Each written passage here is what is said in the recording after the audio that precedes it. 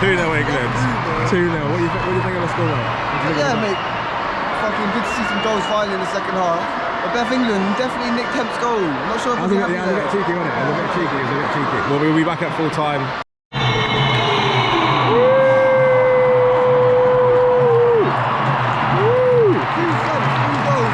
Okay, late flurry from England. It was looking like it might just be a boring 1-0, but 3-0 now. What a ball in from the left back, and what a finish.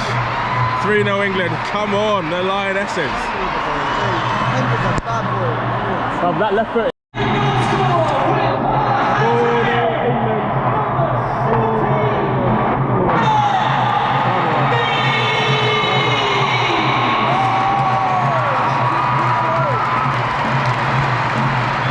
Hattrick for Beth Mead. I mean, England really putting Northern Ireland to the sword now. I can't believe what I'm seeing. I cannot believe it. Moses, thoughts on a hat-trick? Yeah, man. We talk about instant impact. Beth Mead, I think she's been on for 15 minutes, got a hat-trick already, turned this game on its head. Yeah, man. I think there's more goals. It's not over yet. It's 4-0, not finished.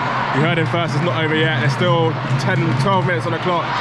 Plenty of time for England to get a couple more, but we'll be back for the final whistle. Millie. Welcome back to Wembley. Is Weird and Wonderful, Jamie Vardy's fucking favourite show, and we're here to cover the England Lionesses' dominant 4-0 victory over Northern Ireland. We got there in the end, didn't it? We got there in the end. It was looking a bit techie in the first half. I think the first goal came in the 64th minute, but I was starting to get a bit worried, you know. I started to think that we might have a bit of Wembley juju going on after the England-Hungary game a couple of weeks ago. But listen, the girls did it in the end. The Lionesses came through. Great performance. Convincing in the end. Obviously, we've got a few players to shout out, but for me, Hemp was cut above the rest. Like some of them assists. Man, I don't know about you, but I was getting real like prime Ryan Giggs vibes from her, man. Yeah. That left foot was absolutely crazy. crazy. Proper old school heritage wing play. Like none of this cutting inside business. Like she was getting it on the left foot, right back, as you old said, school. on toast. Like just whipping the balls in left, right, and centre. And them assists, obviously you got to finish them off at the end, but the assists they were put on a plate. On a plate, man. You can't. Mad. For sure. No, Hemp definitely deserves a massive shout out. She's, for me, easily the player of the match, and it's a mad thing to say with Mead.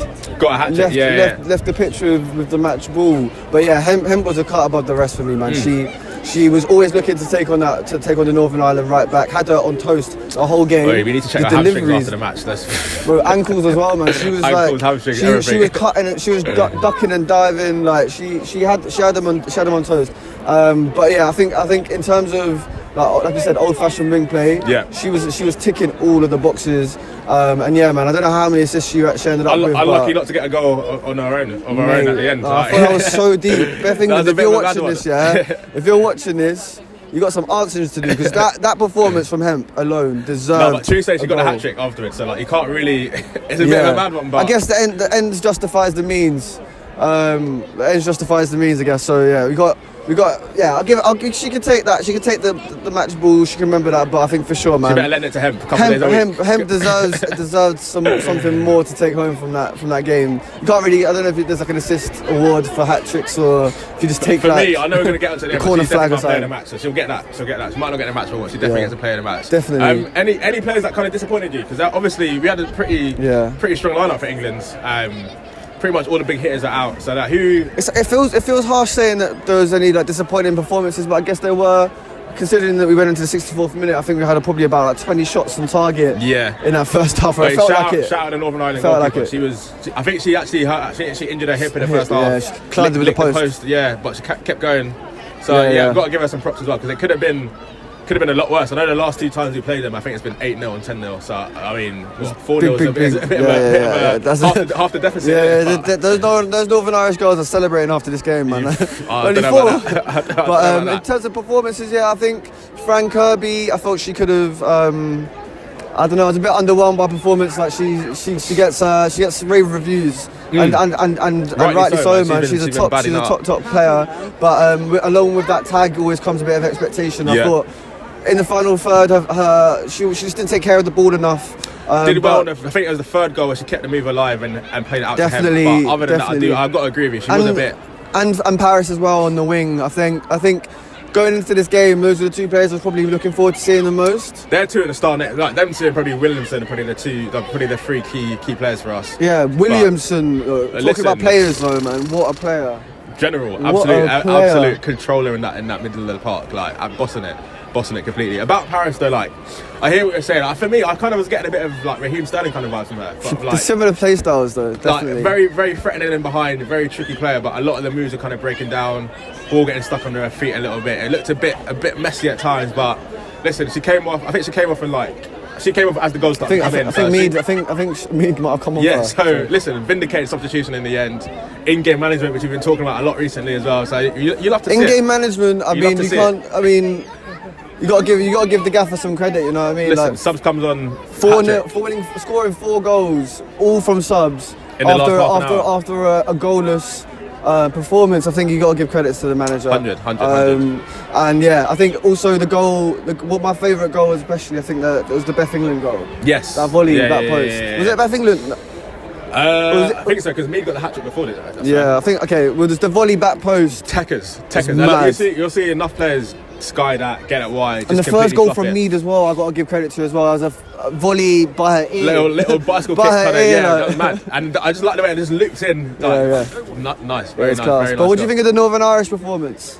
Are there any players that stood out, or was it like? Listen, if I'm hearing that they lost the last 2 games 8-0 and 10-0, like this is like no cap. This is an actual improvement. For me, other than the goalkeeper, none of them were really that memorable. I think the keeper put in a real good, solid display. Actually, their right winger, I can't remember her name. I've got to apologise for that, but she was the only one who was kind of starting counter attacks. I think at the start of the second half, there was a couple of times where we looked like we might get caught in behind, and she was the one kind of looking to break away. Obviously, nothing came from it in the end, but she was one that was kind of looking like a bit of a bright light. And then the goalkeeper. Other than that, England kind of did what we expected England to do. The Lionesses, they rolled on, man. They rolled on. Yeah, I thought Northern Ireland were resolute, man. For a long time, they caused us a lot of problems. They were camped in their half for large proportions of that game. Our centre halves were like in their final third of the pitch. It was nuts. Yeah. It was nuts. So it wasn't. I wouldn't say it was the greatest test of this English team, but I do think that they did well to maintain their. Thanks. Thank you. Use your eyes, man. But it's not. Sorry, I can't remember what I was saying, but I think. Basically, this Northern Irish team. This is a top English team. They've got a lot of star players. But yeah, I was expecting a bit more from Northern Ireland. But yeah, when you're hearing that this English team's like won. Bro, what's it now? What's the aggregate now? 22-0. It's something crazy. Like you kind of got to be like, okay, cool. 4-0's not so bad. You got to take the L and move on in it. But let's. I guess now we've got to get on to player of the match. So I guess. England's got to be in there. Me's got to be in there as well. Hemp, Williamson for me is Williamson's definitely in there for me. Daly had a really good game at right back. She managed to soldier on through what looked like a little ankle injury. I wasn't sure what it was. So she went down at kind of midway through the first half. I didn't think she'd carry on. I thought it was a calf at first, but she obviously soldiers on, carried on. I've got to give a shout out as well. I mean, it wasn't the greatest game, but Toon, one of the Man United ladies. Good to see her starting. There wasn't a massive Man United contingent here for the people that. No Liverpool. None. But we had Zellem on the bench. The Staniforth, I think, came on towards the end. So good to see those girls getting a run out, playing at Wembley. Especially after Man United have only been around for 3-4 years, so it's all good. It's moving forward. We're looking forward to the England Euros. The Euros this it's actually going to be in England as well. It's going to be in England. That's going to be we're looking forward to seeing those games. Definitely be covering some of those games as well. So stay tuned for that. Definitely, yeah, man. But yeah, we finally be able to put to bed that curse of Weird and Wonderful at Wembley. It's the 3 W's, isn't it? The Weird and Wonderful at Wembley. So yeah, but yeah, people. Thank you for joining us. Play the match. Who did you go for? No, I didn't. I just want to duck out. It's kind of cold out here, to be fair, guys. I mean, I feel like I said enough. I said all I got to say. Really, Hemp was Hemp out of this world. Smoke, bringing the loud pass. She honestly, I think she's going to be a star, man. She's going to be like England's next Rachel Yankee. Is she, like 21? Yeah, 21.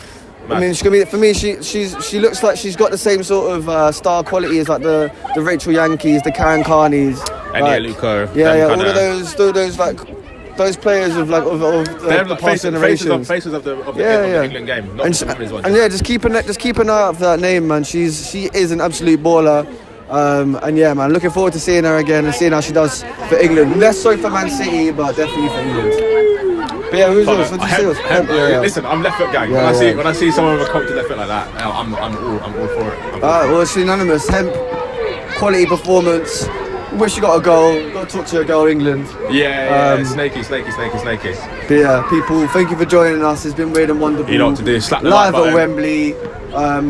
Also, don't forget, people, if you're watching this on Sunday, we got the Weird and Wonderful Derby. The Weird and Wonderful Derby is live in force, and it will be back. We will be back with a live stream covering that game. And let's just say it's going to get a bit ugly, but Ishmael, the game stays beautiful. Always. So yeah, man, we'll be back. Post-match reactions, live streams. Make sure to check out all our stuff.